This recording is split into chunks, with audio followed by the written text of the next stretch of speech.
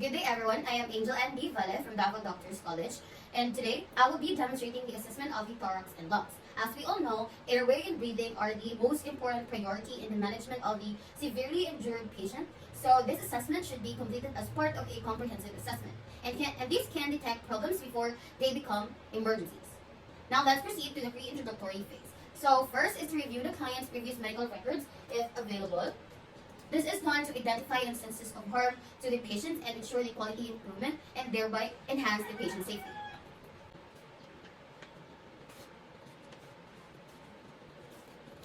Next is to determine the scope of the assessment and prepare the necessary equipment.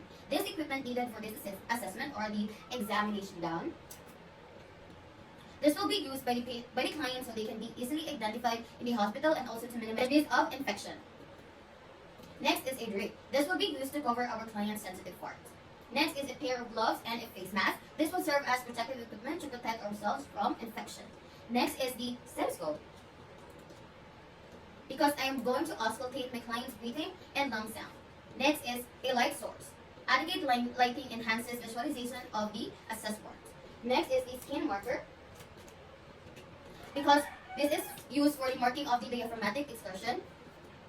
And lastly, a metric ruler for measuring the differences of the diaphragmatic exertion. So preparing all this equipment saves time and energy, as well as the assessment will go smoothly. Next is to perform hand washing and don your gloves if necessary. This is done to avoid cross-contamination and to protect the nurse and the client.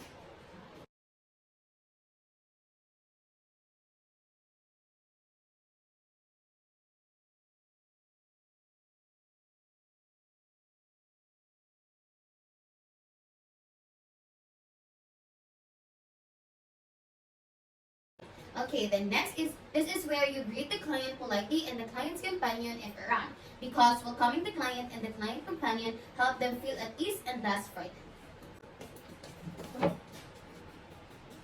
Good day, ma'am. Please sit anywhere you feel comfortable. Next is to introduce yourself and verify the client's identity, because introducing yourself is an essential interaction because it forms the basis of the therapeutic-nurse relationship. And verifying the client's identity is done to make sure that the assessment that we're going to do is being done to the correct client. So, hello ma'am, I am Angel Ann B. Valle, your student nurse for today. So, can you please state your name, state your full name? I am Christina Cassandra Cesar, Can you and your birthday? March 16, 2004. Okay, thank you. Then you ask the client how they would like to be called during the assessment, because clients from different backgrounds may have certain expectations on how to address one another and establish rapport. So, ma'am, how would you like me to call you? You can call me Casey. Okay, thank you. So I can call her Casey. And then you explain the procedure to the client and how he or she can participate during the assessment, because explaining what to do reduces apprehension and it facilitates cooperation. It also promotes our client's autonomy. So ma'am, today I am going to assess your thorax and lung. This will include the auscultation, the palpation, and the percussion and inspection of your body. And I will also instruct you some instruction later, and all you have to do is to follow it. Okay? Thank you so much. Then provide the client the opportunity to clarify or ask or raise any concern, because clear communication and providing the client with a chance to ask questions is essential for informed consent and to ensure that the client is comfortable and informed throughout the assessment. So ma'am, before we start the assessment, do you have any questions? None so far. Okay, thank you. And then after that is you ensure the client's comfort, privacy, and confidentiality. Assessment settings should be safe, secured, and free from distraction, because providing for the client's privacy protects the client's integrity and enhances comfort. So ma'am, are you comfortable in that position? Okay. Is there something that we need before we start? Okay. I'm going to close the curtains. Then, before we start the assessment, I assure you that all the data that will be gathered will remain confidential, and it will be used between the nurse and the attending doctors that will serve you. Is that okay? Okay, that's great. So I have your examination gown here. So please take off your shirt and wear this. You can change your clothes there. Thank you. Okay, now for the working phase, this is the surveying the chest and respiration. So first is to check for signs of respiratory distress or problems with oxygenation. Also observe for the color of the lips, chest, and fingernails, because various respiratory patterns may have localizing significance in the patient with altered consciousness. Now I'm going to inspect, Do you experience difficulty breathing? No. Then observe the nasal theory. You can breathe Now let me see your fingernails. Your chest, your lips. Okay, thank you. Then I will also palpate between the collarbone, which is the suprasternal notch, and note for the position of the trachea. So I'm going to expect this part. Okay. Now is to examine the posterior thorax and lungs. Excuse me. First is to inspect for the configuration. Now ask the client to stand with their arms at the side. Stand up behind the client and observe the position of the scapula and the shape and the configuration of the chest wall. This will help me to have a better visualization of my client's scapula. So ma'am, can you please stand? I'll be standing behind you.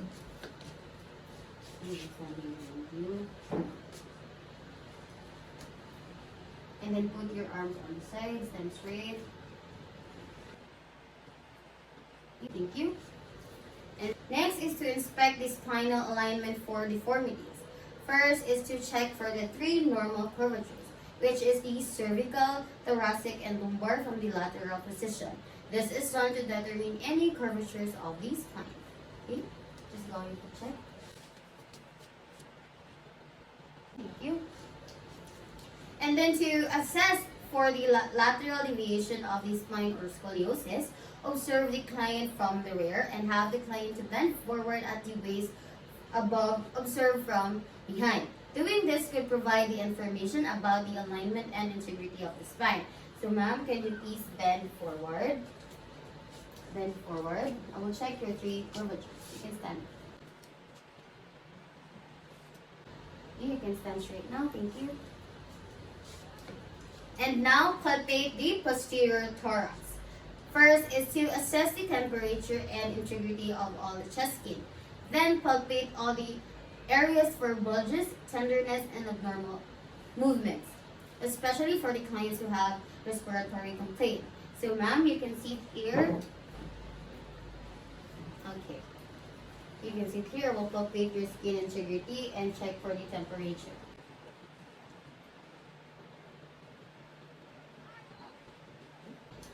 Then I will palpate using the back of my hand, palpate for the bulges and tenderness.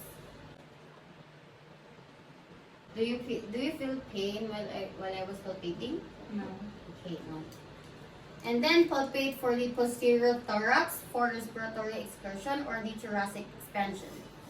In palpating the thoracic expansion, place the palm of your both hands over the lower thorax with your thumbs adjacent to the spine and your finger stretched laterally.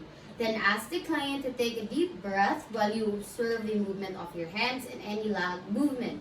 This is done to observe the movement of the thoracic diaphragm during the breathing. Okay, so mom, I'm going to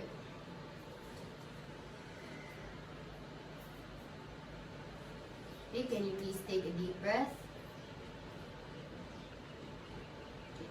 Thank you. Then, now palpate the thorax for vocal tactile firmness. This faintly perceptible vibration. In doing that, place the palmar surfaces of your fingertips or the ulnar aspect of your hand or closed fist on the posterior thorax, starting near the apex of the lungs. Then ask the client to repeat such words such blue moon or 1, 2, 3.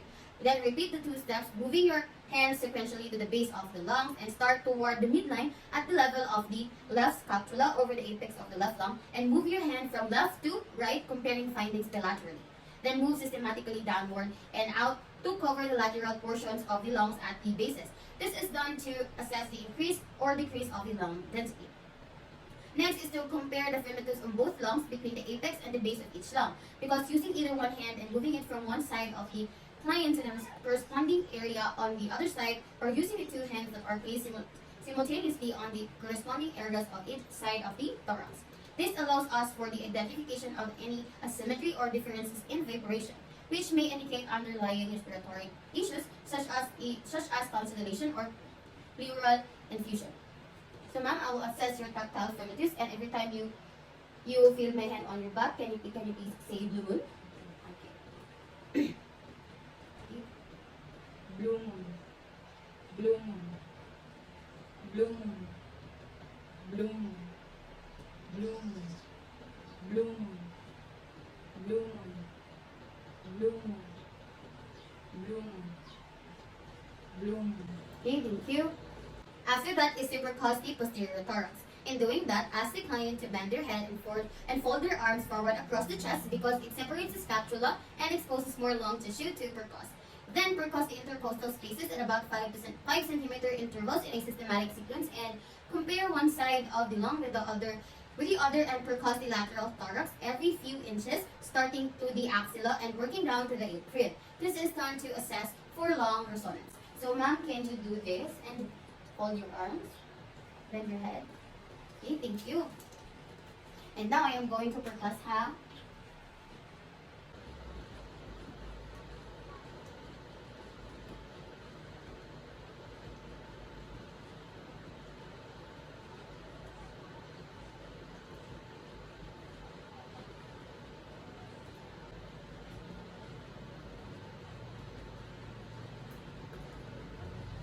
Okay, ma'am, we're done. And now measure the diaphragmatic exertion. In doing that, use percussion to identify the level of the diaphragm and measure the diaphragmatic exertion. Percuss downwards from above at the expected level of the diaphragmatic dullness until dullness is definitely here. Because doing this can provide information about diaphragmatic exertion and can be helpful in identifying any changes in diaphragmatic movement, which may indicate respiratory issues or diaphragmatic dysfunction. Then, mark the level of the full expiration after giving the patient permission for demarking. Because marking the level of the full expiration allows for comparison with other percussion findings and can provide reference point for the further assessment. So ma'am, I will be using a washable marker. Would that be okay with you? Can you please inhale, exhale, hold. Okay? Going to focus on her.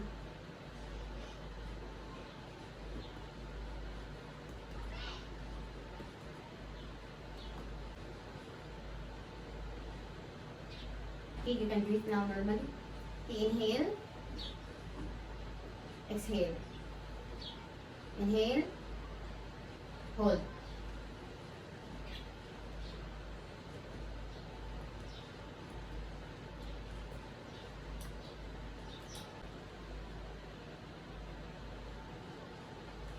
Okay, you can breathe now normally. On the other side. Inhale. Exhale. Hold.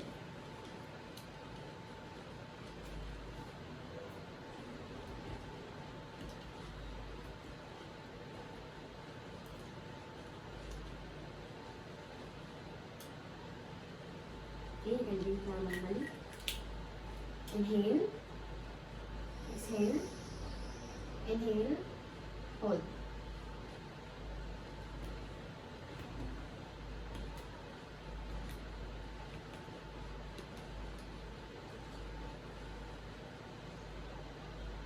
You can breathe now normally. Thank you.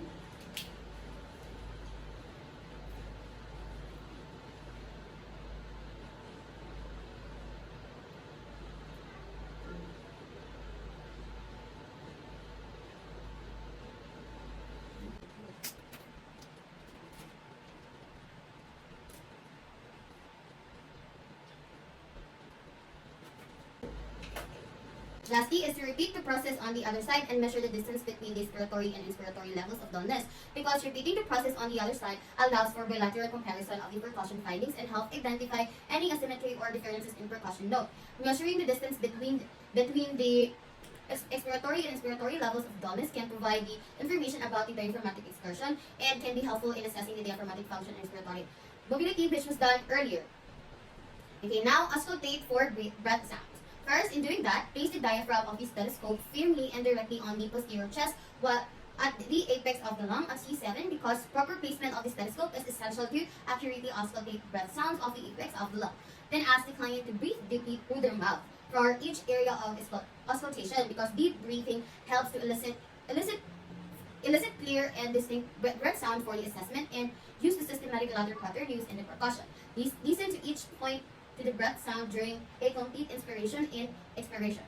Also, compare the findings at each point with the corresponding point on the opposite side of the thorax. Note the location on the chest wall where the adventitious sounds are heard, as well as the location of such sound within the respiratory cycle. This is done to assess for airflow through the airways. So, ma'am, I am going to use my stethoscope for your breath sounds, and whenever you feel this stethoscope on your back, can you please breathe deeply through your mouth? Okay, thank you. Okay, I will start the auscultation, ha?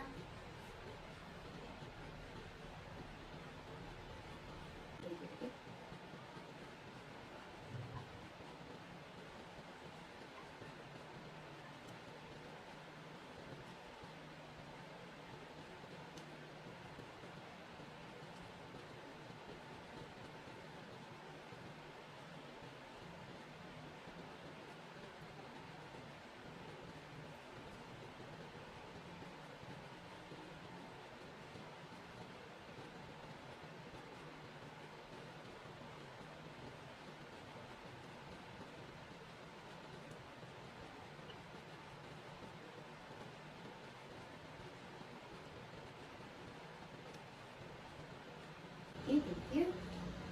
Now, auscultate for voice sounds with the same pattern. So first is the bronchopony. Bronchopony is a vocal resonance test that can help detect abnormal transmission of voice sounds through the lung tissue, which may indicate lung pathology. So ma'am, I am going to auscultate your voice sounds again. Can you please say 99 repeatedly whenever you feel my stethoscope on your back? Okay, thank you. Say 99 na. Okay, let's start. 99, 99, 99, 99, 99, 99, 99, 99, 99, 99, 99, 99, 99, 99, 99, 99, 99, 99. Okay, thank you. Now for the egophony. Egophony is another vocal resonance test that can provide important information about the presence of lung abnormality and its location. So ma'am, I'm going to repeat the process, but this time you can say E whenever you feel my stethoscope in your back. Is that okay? Okay, thank you. Let's start. E, E, E, E, E, E, E, E, E, E, E, E, E,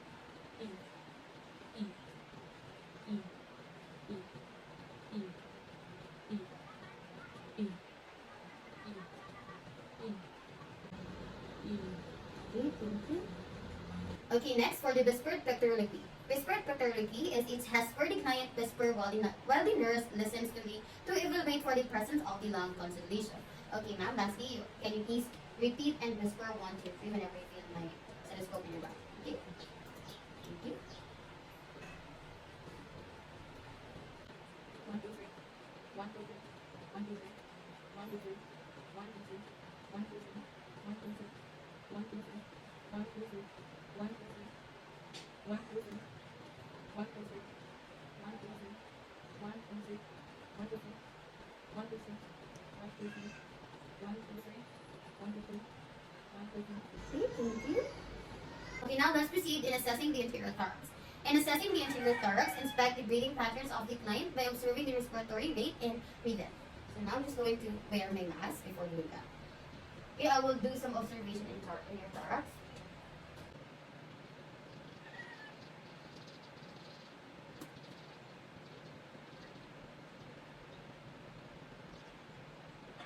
Okay, thank you.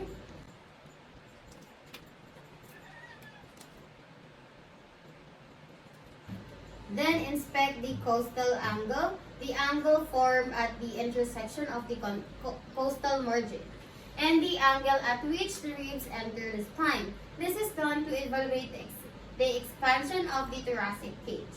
Okay, ma'am, I will inspect the costal angle of your rib. Can you please take a deep breath? Okay, thank you. And now palpate the anterior thorax for tenderness, sensation, surfaces, masses, and liquidities. Okay, using your fingers to palpate the tenderness and sensation, start palpating with your head positioned over the left clavicle, over the apex of the left lung, and move your hand to the left, to right, yes, and compare the findings bilaterally. So, okay, ma'am, I'm going to touch your chest area. Is that okay? Yeah. Okay. Now, move your hands systematically downward downward toward the midline at the level of the breast, and outward at the base to include the lateral aspect of the lungs. And repeat the sequence in palpating for the crepitus and firmitus in the anterior thorax. Okay, ma'am, I'm going to palpate, ha? Okay.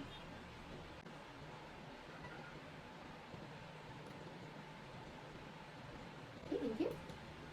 Now, palpate the anterior thorax for respiratory excursion. Place the palms of your both hands on the lower thorax, which is the T9 or T10, with your fingers laterally along the ribcage and your thumbs along the coastal margins. Then, ask the client to take a deep breath while you observe the movement of your hands. So, ma'am, I will touch this side po, ha?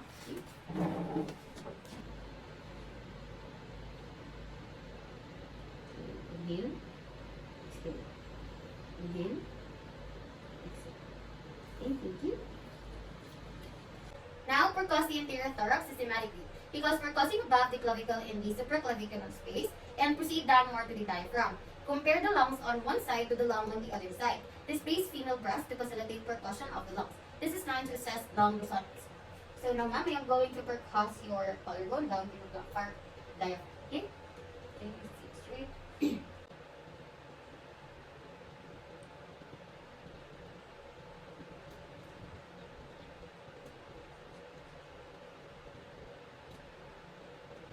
Okay, thank you. Okay, this time I'm going to auscultate your trachea or this one.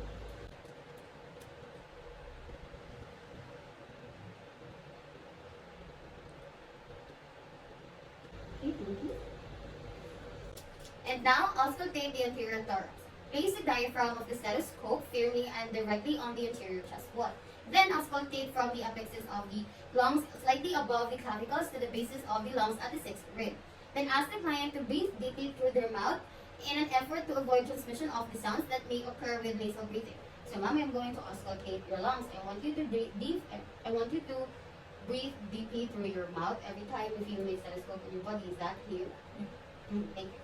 And lastly, listen at each side for at least one completely respiratory cycle. Listen for normal breath sounds and adventitious breath sounds. Follow the systematic ladder pattern. Okay, we're going to start. Take a deep breath through your mouth.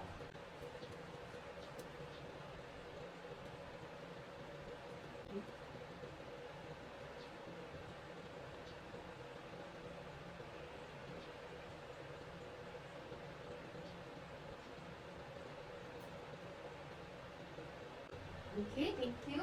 Okay, we are done with the assessment. You can now change your clothes and get back here for your result. Okay, thank you so much. Okay, now, summarize the information obtained during the working phase and discuss the findings to the client. Discuss to the client the possible plans to resolve health concerns if present. Okay, you can take a seat and I will summarize and further discuss to you my findings during the assessment. Okay, first, the configuration, the inspection of your configuration, it is normal. Your scapula are symmetric and non-repeating, means it doesn't stick out to its original position. And also, your shoulders and scapula are equal. And when I assess your spinal alignment, the spine is vertically aligned, which is normal, and your spinal column is straight, and your right and left shoulders are also, and hips are at the same height. And then the part where I palpate your posterior thorax, the integrity, when I palpate the integrity and temperature of your skin, the skin is intact and it has a uniform temperature, which is normal. And no masses, tenderness, and bulges was palpated. And also, when I assess your vocal primitus, it is bilateral symmetry of vocal primitus, and primitus is felt most clearly at the apex of your lungs, which is normal. And also, for your lung resonance demand, resonance was here. Resonance is a good indicator that it is normal. And also for your airflow, I hear when I auscultate, I hear some vesicular breath sounds, which is that sound is also normal. And now in assessing your front back, this one, air front, your breathing patterns or respiratory rate is normal. It is 16 cycles per minute. And also when I inspect your costal angle, it is less than 90 degrees. And also for your palpation of the expansion of your chest, it is full and symmetric excursion. And now your vocal tactile primitus, it is bilateral symmetric of vocal primitus. Okay, so now the majority of almost of the assessment findings is normal, which is good. So what I advise to you is, since everything is normal, you don't smoke and avoid harmful environments, factors such as smoke, dust, and chemical, because that could possibly affect your lungs. And then you maintain eating healthy diet and also have an active lifestyle like exercising, do some leisure activities, and also get your like regular checkups. So that's it. And then after we summarize is you assess for the client's understanding of the plan and the need for further teaching. Provide the client the opportunity to clarify or raise any concern. So do you understand the plan about resolving health concern? You can ask, clarify, or I'm open to discuss it too. It's all understandable. I don't have questions. Okay. Okay, thank you. And then thank you so much for your trust and cooperation throughout the assessment. And just remember my advice to you earlier, and do not forget it. Okay? Thank you so much and take care and have a good day you deserve. Okay? After that is do an aftercare and perform hand washing. This is done to deter the spread of microorganisms and maintain cleanliness.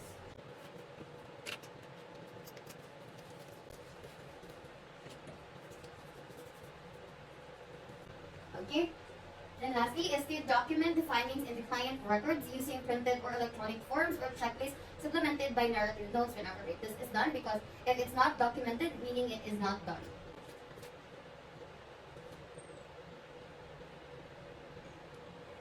Okay, that's it. Thank you.